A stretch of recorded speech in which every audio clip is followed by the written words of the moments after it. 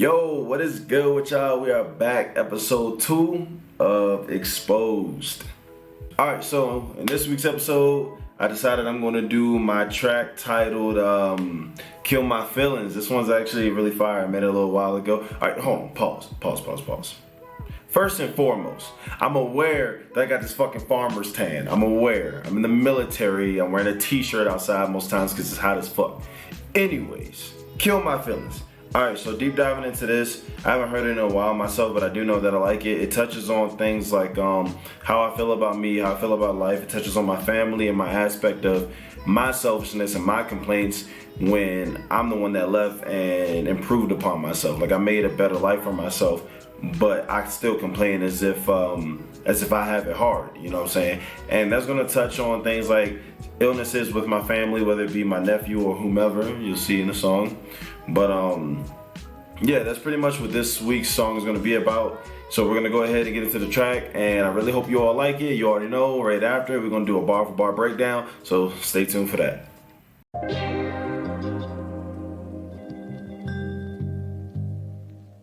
Yeah. Kill my feelings. Yeah.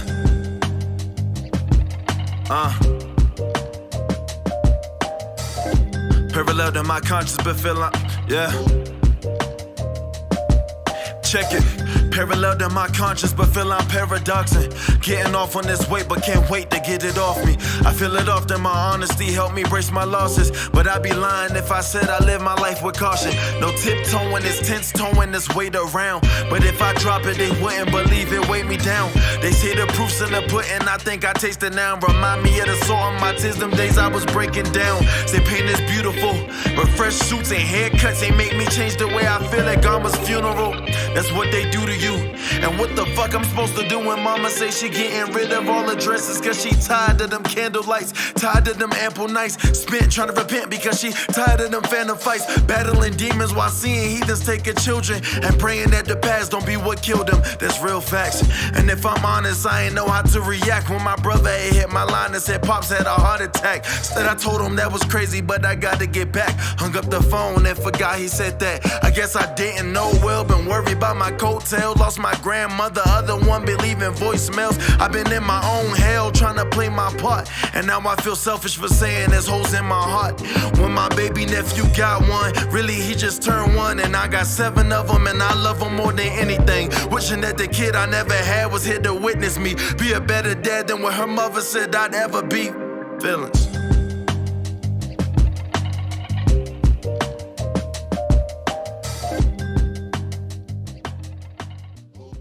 Yo, what's good? We're back. Alright, so we're gonna go ahead and get right into this bar for bar breakdown. I'm gonna read it off my phone because I haven't done this song or seen this song in a while, so I gotta kind of refresh myself with the lyrics. Alright, cool. Parallel to my conscience, but feel I'm paradoxing. Getting off on this weight, but can't wait to get it off me. I feel it often, my honesty helped me brace my losses, but I'd be lying if I said I live my life with caution. Alright, so these lines, parallel to my conscience, but feel I'm paradoxing. Parallel meaning like I feel like I'm aligned with my consciousness, but it's a paradox in the sense of like almost like a contradiction. Like I know that's not the immediate definition of paradox, but it's almost like I speak like I'm aligned with myself, but I feel like I'm against myself. And I'm getting off on this weight, like kind of like, oh yeah, you know, he gets off on being this way, he gets off on this way. I get off on my pain, being able to have something to speak about, but at the same time I can't wait to not have those problems to talk about, you know what I'm saying? And where it says, you know, my honesty helped me brace my losses, I'd be lying if I said I live my life with caution. Me being honest really has helped me deal with the fact that I just keep losing. That's just the facts of it. I've won where I've won, but I count more L's than dubs, you know what I'm saying? And that's really just how it's been, you know what I'm saying? And ever since then, I live my life with far more caution, you know? No tiptoeing, it's tense towing this weight around. But if I drop it, they wouldn't believe it weighed me down. They say the proof's in the pudding, I think I taste it now. Remind me of the salt in my tears them day I was breaking down. So these next 4 bars are basically saying, you know, I can't tiptoe around the fact of what's going on, even though I'm trying to live my life with caution. Shit's still happening the way it's happening, you know what I'm saying? And it's tense towing, like it's tense. It's a lot of pressure towing around this weight, the weight of the world on my shoulders, and that's what I'm referencing when I say I tow this weight around. But if I dropped it, it wouldn't believe it weighed me down. It's basically me saying I have to pull this with me. I have to keep talking about what I went through, because if I don't do that, then listeners, viewers, whomever won't believe that I actually struggled.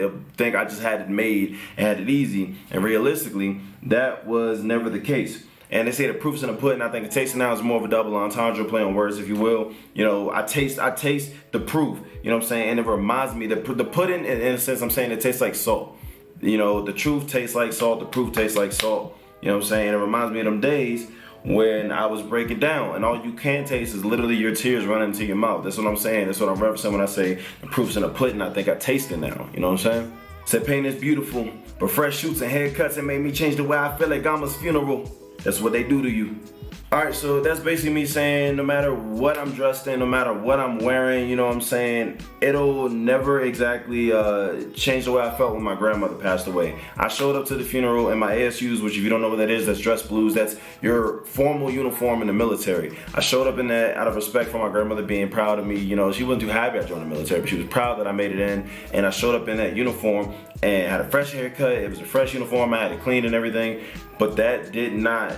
I couldn't hide how I felt at my grandmother's funeral. I tried to be strong and I broke down actually, and I didn't think I would.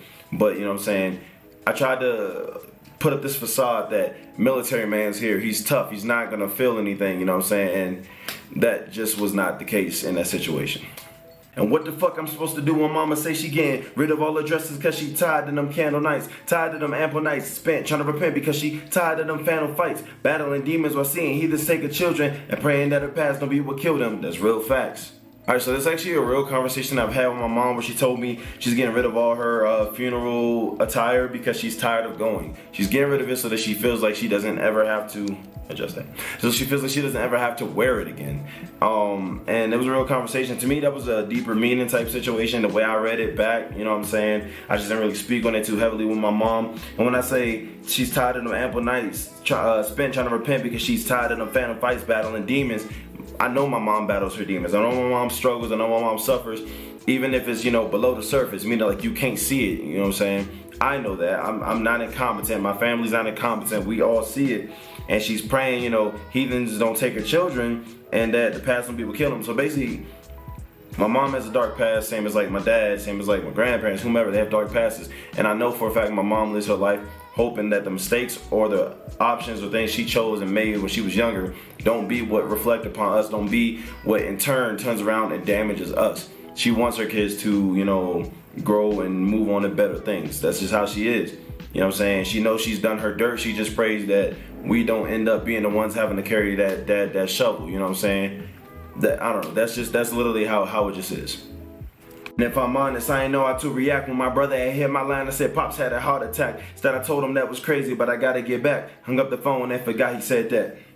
Alright, so in that part, I actually did receive a phone call from my brother a while ago saying that my dad had a heart attack, and I don't have the best relationship with my dad, so I didn't know how to take it. It was almost like someone saying good morning, you know what I'm saying? It was almost like another statement. And yes, that sounds bad, but that's just how my life is, you know what I'm saying? And you take it with a grain of salt. I don't have a good relationship with him, and it was so just whatever to hear that I was just kind of like, you know, I forgot. And when I remembered, I was like, fuck, like my dad had a heart attack, and I ain't talked to him, I ain't comment, show concern, nothing.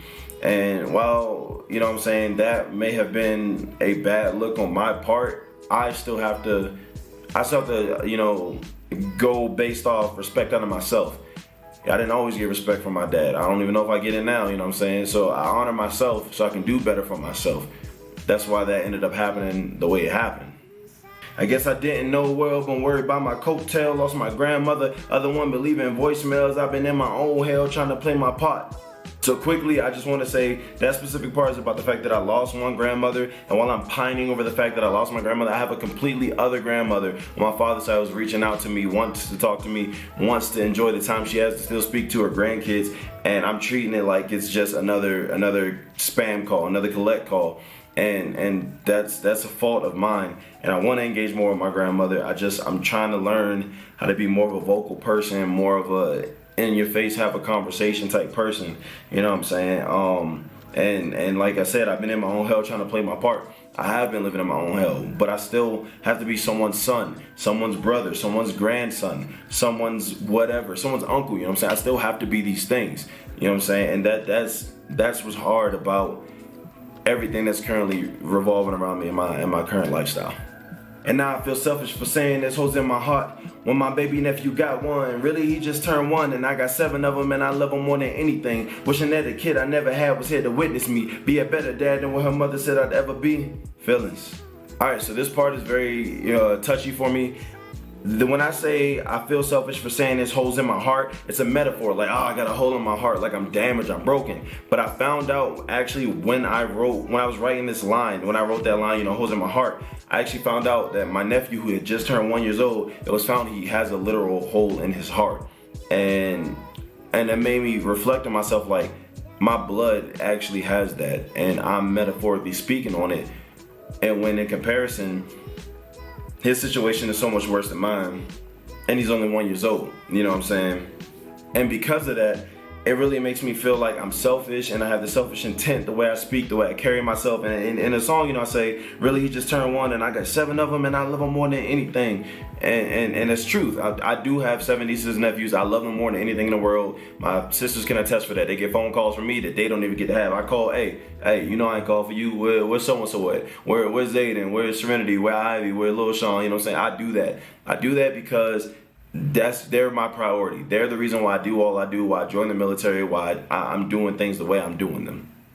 And then reflecting on the part where it's like wishing that the kid I never had was here to witness me, be a better dad than what a mother said I'd ever be. That's a playback on me losing my child and suffering from child loss. And the mother at the time believed that that child would have been better off non-existent than with me. And the truth is, I was not a bad person. That's the truth. I was not a bad person. I was made out to be one. And as a result of me trying my best with a person who seen me that way, we lost our child. Now, I would never shame or disrespect, her name. I wouldn't do that with any exes. I would definitely not do that with someone who carried my child for as long as she could. So with that being said, respects and love to her. But that's just how it was. She didn't think I'd be a great father. She figured she'd be better off with anyone else but me. And I just pray and I always hope that whatever kid we're supposed to have who watches over me is proud of me, even though I'm like, what's that shit? I'm fighting for my life, like that. Like, I'm fighting for my life, like for real. Like, so I just pray that all those that are watching over me, my grandmother, my lost child, they're all like proud of me, because no one knows the truth. I don't tell everyone the full truth just yet. But I hang on by threads, and because of that, I'm always that much closer to not sitting here doing these videos, if you get what I'm saying. But yeah. Alright, so I hope you all enjoyed this week's song and breakdown. I hope you got to know a little bit more about me. Again, if you have any questions, we can do a Q&A all day, baby. You know what I'm saying? Just ask me whatever you want in the comments below. Tell me what your favorite part of the song was, what your favorite bar, whatever. Comment anything. You know what I'm saying? And also stay tuned for next Sunday. We're going to do another track. We're going to keep this going every Sunday. You know what I'm saying? And hope you all enjoyed this episode of Exposed. Also, before you all dip out, make sure you do it. Make sure your thirsty ass do it. Check out Lemonade. Lemonade's dropped on Spotify, SoundCloud, Apple Music, iTunes, iHeartRadio if you listen to that shit. Fucking Deezer. I probably put it on playlist.com, YouTube music, you know what I'm saying? Who know? MySpace if you fucking with it. I don't know. Listen to Lemonade. Lemonade is fire. I would love the reviews. And if we get a track to 1,000 for every track that gets to 1,000 plays, I'm doing a giveaway. You got nothing to lose from this, you know what I'm saying? But your time if you think I'm whack. But if you think I'm whack, you know what I'm saying? Fuck you. Nah. But yeah, I hope you all enjoyed this week's episode. Make sure you check out Lemonade. Till then, I'm BLK Prafet. I'm shining out.